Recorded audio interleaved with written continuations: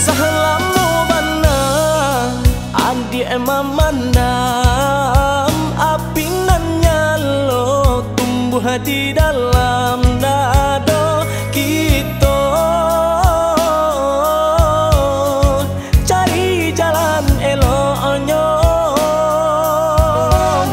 kok dipaturuikan sansai juo jadinya hubungan kita dan sampai sio-sio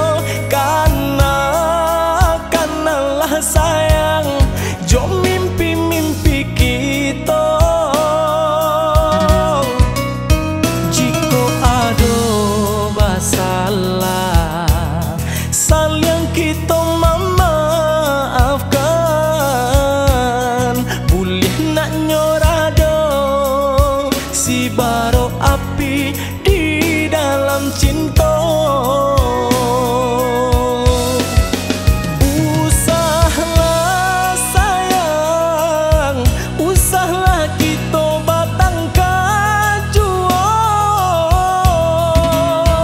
Eloklah kita jaga jalannya cinta kita berdua.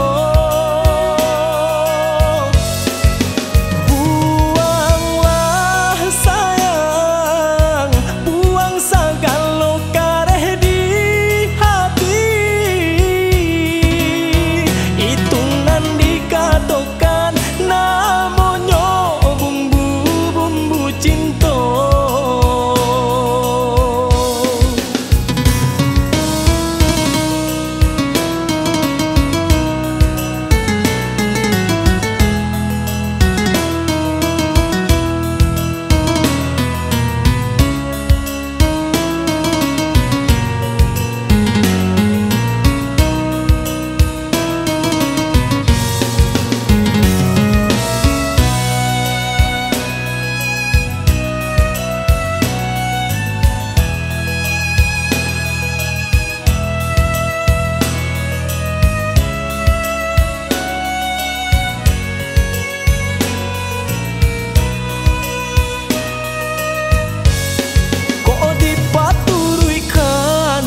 Sansai juo jadinya hubungan kita dan sampai sio-sio